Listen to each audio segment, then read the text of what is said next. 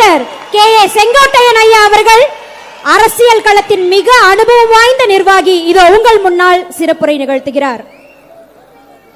சிறப்பான இந்த நிகழ்ச்சியின் சீரோடும் சிறப்போடும் எழுச்சியோடும் நடத்துவதற்கு உறுதுணையாக நின்று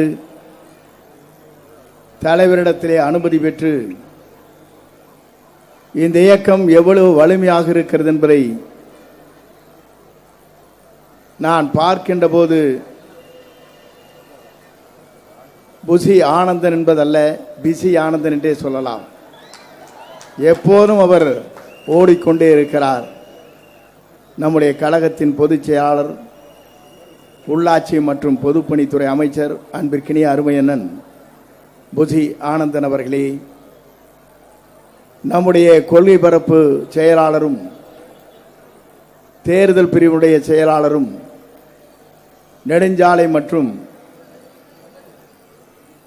பல்வேறு துறைகளை தன்னை எடுத்துக்கொண்டு அணியாற்றுகிற திராவிட முன்னேற்ற கழகத்திற்கு சிம்ம சுப்பனமாக இருக்கின்ற அன்பிற்கினிய அருமை சகோதரர் மாண்புமிகு ஆடவ அர்ஜுன் அவர்களே, சிறந்த நிகழ்ச்சியிலே வரவேற்பை நல்கியது மட்டுமல்ல, உணர்ச்சியோடு நான் பிறந்தது, என்னை பெயரை வைத்தது, என்னை வாழ வைத்தது ராமாபுரம் தோட்டம் புரட்சி தலைவர் தான் என்று குறிப்பிட்டிருக்கிற மரகதம், மரகதற்கு உறுதுணையாக குமரவேல் தாங்கிக் கொண்டிருக்கிறார். ஆகவே உங்களுடைய எதிர்காலம் பிரகாசமுள்ள எதிர்காலமாக தலைவரால் உருவாக்கப்படும் என்பதை நான் இந்த நேரத்திலே தெரிவித்துக் கொள்கிறேன். இந்த நல்ல நிகழ்ச்சியிலே கலந்து கொண்டிருக்கிற அன்பிற்கினிய என் நிலவல், என் மாவட்டத்துடைய மண்ணின் மைந்தன், கைத்தறி மற்றும் கதர்த்தூர் துறையினுடைய அமைச்சர் விஜய் பாலாஜி அவர்களே, சிறந்த நிகழ்ச்சியிலே கலந்து கொண்டிருக்கிற இந்த நிகழ்ச்சிக்கு பெருமை சேர்த்து வருகிற அன்பிற்கினிய அமைச்சர் சரத்குமார் அவர்களே, ஜெகா அவர்களே, ரமேஷ் அவர்களே, சிறந்த நிகழ்ச்சியிலே கலந்து கொண்டிருக்கிற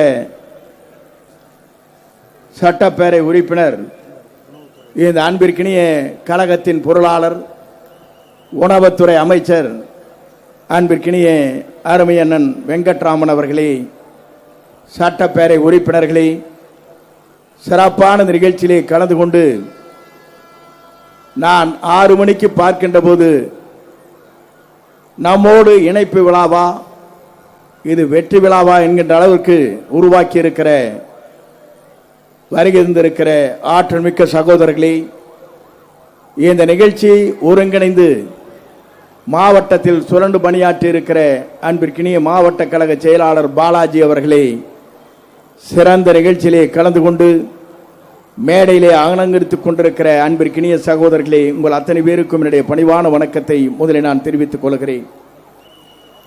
புரட்சி தலைவரோடு பயணத்தை மேற்கொண்டேன், புரட்சி தலைவர் அம்மாவோடு பயணத்தை மேற்கொண்டேன்.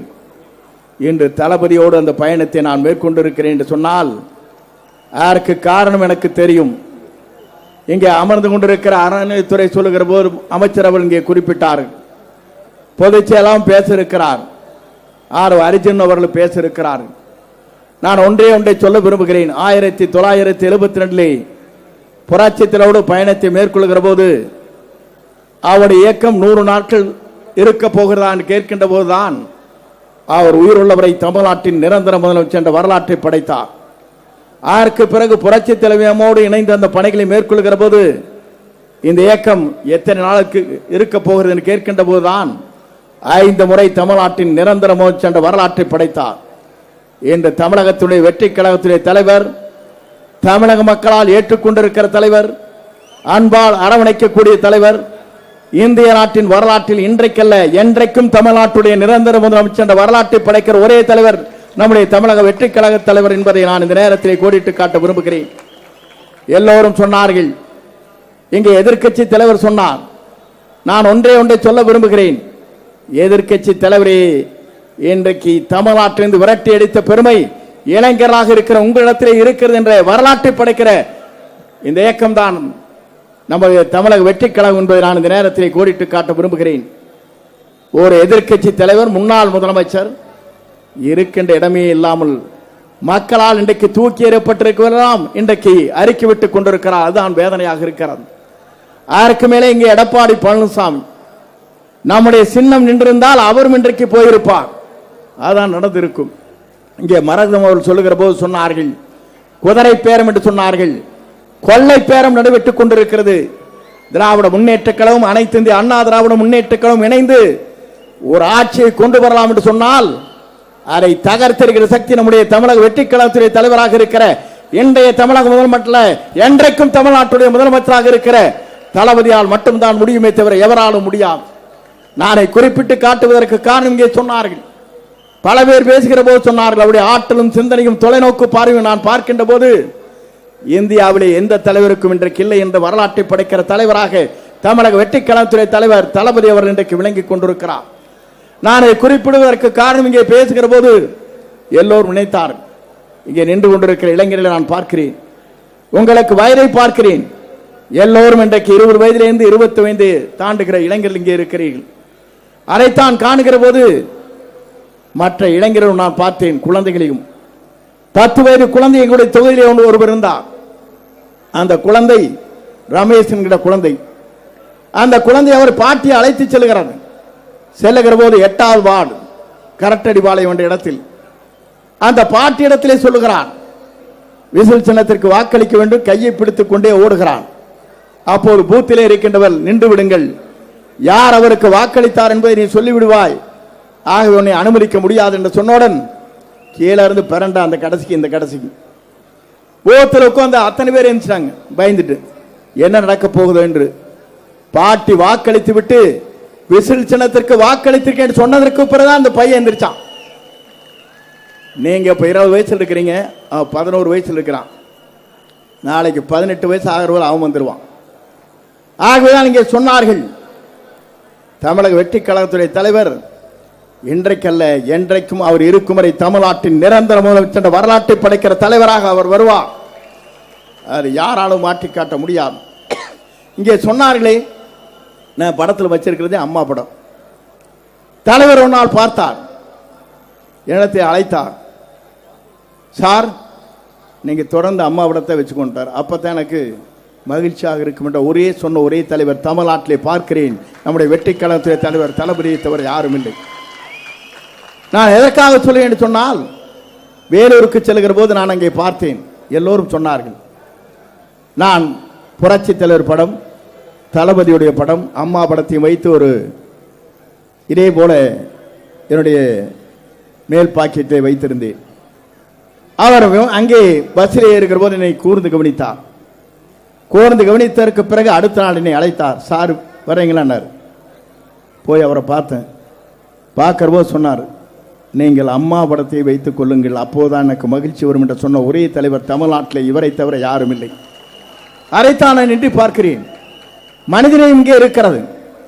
42 ஆண்டு காலம் உருண்டோடியதற்கு பிறகு ஒரே நிமிடத்தில் என்னை தூக்கி எறிகிற போது என்னை தாங்கி பிடித்து இன்றைக்கு அமைச்சராக இருக்கிற பெருமை நம்முடைய தளபதியை தவிர யாராலும் இல்லை என்பதை நான் இந்த நேரத்திலே தெரிவித்துக் கொள்கிறேன்.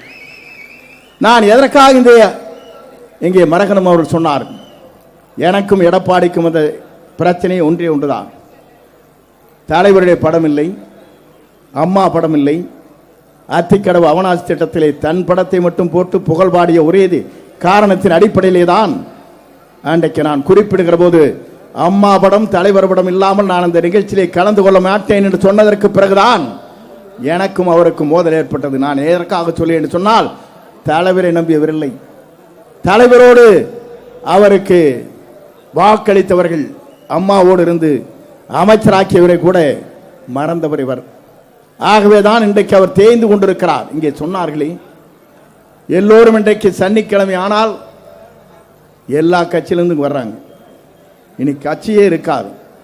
அண்ணா திமுக என்று முழுகி போயிருக்கிற கப்பலை யாராலும் தடுத்து நிறுத்த முடியாது. முழுகி கொண்டிருக்கிற கப்பல். ஆகவே முழுகி கொண்டிருக்கிற கப்பலில் இருந்து மக்கள் திரண்டு வருகிறார்கள். அமைச்சர், முன்னாள் அமைச்சர் வருகிறார்கள், சட்டமன்ற உறுப்பினர் வருகிறார்கள், இன்னும் சட்டமன்ற உறுப்பினர் வருவார்கள். ஆகவே நீங்கள் காத்திருங்கள், வெற்றியை தேடித்தாருங்கள் என்று அழைத்து விடைபெறுகிறேன். நன்றி, வணக்கம்.